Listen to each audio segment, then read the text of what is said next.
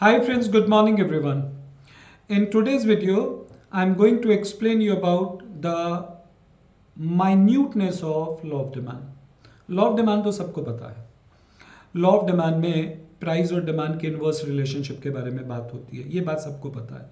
लेकिन इन बातों के अलावा क्या खास बात है वो मैं आपको इस वीडियो में बताऊंगा, जो कि आपके लिए जानना बेहद ज़रूरी है। ठीक है, तो चलिए शुरू करते हैं वीडियो को। लेकिन एक बात और बता देते हैं कि अनअकैडमी एक नया टेस्ट सीरीज लेकर आया है, ट्रिनिटी टेस्ट सीरीज। 30 एमसीक्यूज होंगे, 4 सब्जेक्ट्स होंगे और आपको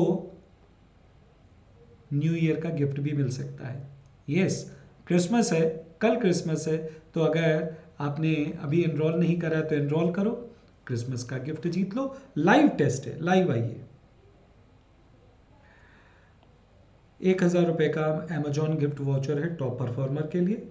कुछ नहीं करना है, सिर्फ 30 क्वेश्चंस होंगे, 4 सब्जेक्ट। कितना बेहतरीन प्लेटफॉर्म है यार ये अनअकैडमी। मतलब बच्चों को फ्री दिए जा रहा है सब कुछ, हैं? पढ़ते जाओ, बढ़ते जाओ, कमाते जाओ। 1,000 रुपये का अमेजॉन वाउचर है। आप देखिए, इस वाउचर के साथ साथ आपको सेलिब्रेशन तो हो ही रहा है, क्रिसमस का आपको गिफ्ट भी मिल रहा है साथ साथ में। अब 30 क्वेश्चन होते ही क्या है यार, तुम्हारे लिए चुटकियों का खेल है, यूं ही कर दोगे तुम। ठीक है, तो एनरोल करो, साथ साथ में पढ़ाई तो हो ही रही है। 30 क्वेश्चंस, 4 सब्जेक्ट्स, चारों। कुछ क्वेश्चन अकाउंट्स के होंगे, कुछ लॉ के होंगे, कुछ इकोनॉमिक्स के होंगे, कुछ मैथमेटिक्स के होंगे। ठीक है, तो चलिए अब मैं आपको बताता हूं अपने लॉ ऑफ डिमांड के बारे में। लॉ ऑफ डिमांड सबसे पहले अल्फ्रेड मार्शल ने दिया था 1834 में, 34-37 में अल्फ्रेड मार्शल ने दिया था। अब मार्शलियन डिमांड कर्व जो है वो लॉ ऑफ डीएमयू से आता है। मार्शल डिमांड कर्व 2 लोगों ने डिराइव करा है। एक जे.आर. हिक्स ने डिराइव करा है बाय इंडिफरेंस कर्व एनालिसिस, जिसको हम लोग हिक्सियन अप्रोच बोलते हैं। वहां पर हम price consumption curve, indifference curve की मदद से हम डिमांड कर्व डिराइव करते हैं। जो मार्शलियन डिमांड कर्व है वो demand curve law of diminishing marginal utility की मदद से डिराइव किया जाता है।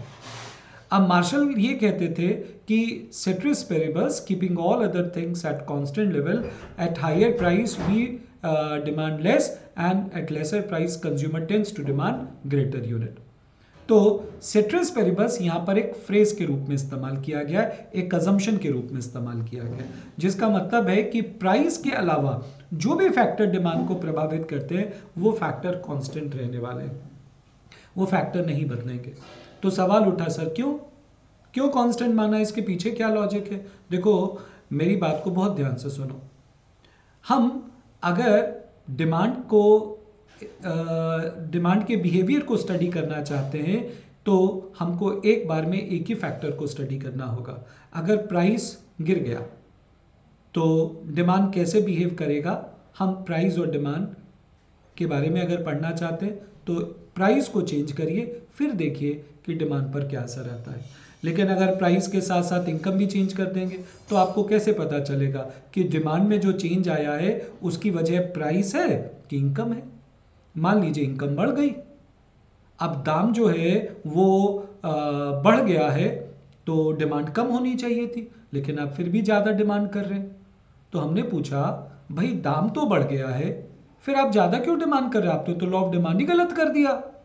आप कहते हैं कि मेरी इनकम भी तो बढ़ गई है, तो लॉ ऑफ डिमांड गलत हो गया, क्योंकि इनकम के बदलने से प्राइस के बढ़ने का इंपैक्ट आप डिमांड पर नहीं देख पाए।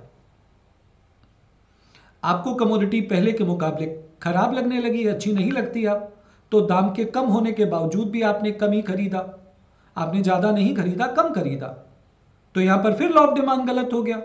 तो लॉ कहता है कि प्राइस जब बदलेगा तो उस वक्त डिमांड कैसे बिहेव करेगा, हम उस बिहेवियर को तभी समझ पाएंगे अगर हम बाकी सारे फैक्टर को कांस्टेंट रखते हैं।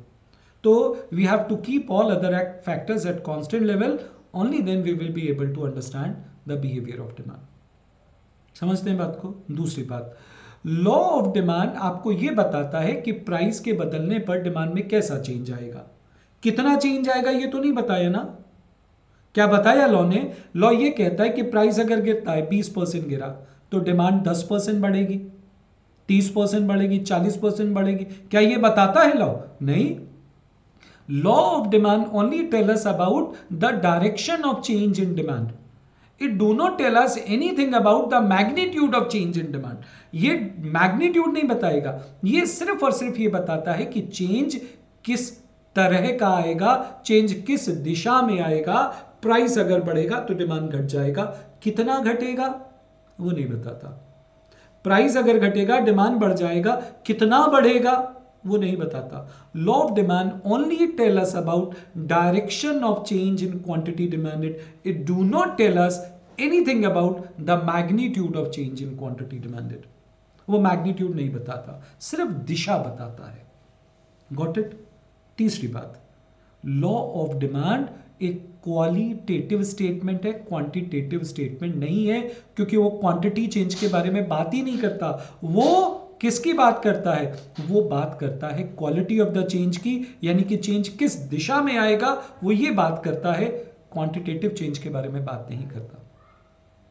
Got it? अब लास्ट चौथी बात, law of demand is a statement of tendency. Law of demand संभावनाओं को व्यक्त करता है, संभावना होने की भी और संभावना ना होने की भी। वो संभावनाएं बताता है कि जब दाम बढ़ेगा तो कंज्यूमर की ऐसी टेंडेंसी होती है कि वो कम खरीदेगा। लॉ ये नहीं कह रहा कि दाम बढ़ेगा तो हमेशा कम खरीदा जाएगा, नहीं, टेंडेंसी है कि वो कम खरीदेगा। कितना कम, कितना ज्यादा, ये भी नहीं बता रहा। जब दाम गिरेगा तो टेंडेंसी होती है कि वो ज्यादा खरीदेगा। टेंडेंसी, प्रोबेबिलिटी, पॉसिबिलिटी, संभावना। लॉ ऑफ डिमांड सिर्फ और सिर्फ आपको टेंडेंसी बताता है, पॉसिबिलिटी बताता है। लॉ ऑफ डिमांड आपको कभी भी ये नहीं बताता कि 100% ऐसा होगा, क्योंकि इकोनॉमिक्स के लॉ संभावनाओं को व्यक्त करते हैं, वो फैक्ट नहीं होते, वो सिर्फ संभावित बिहेवियर समझाते हैं। अगर ग्रेविटेशन का लॉ होता तो क्या कहता कि अगर एप्पल गिरेगा तो वो नीचे आएगा, वो एक फैक्ट है। लेकिन इकोनॉमिक्स के लॉ फैक्ट नहीं है। इकोनॉमिक्स के लॉ तो सिर्फ और सिर्फ आपको टेंडेंसी बताते हैं, संभावनाएं बताते हैं।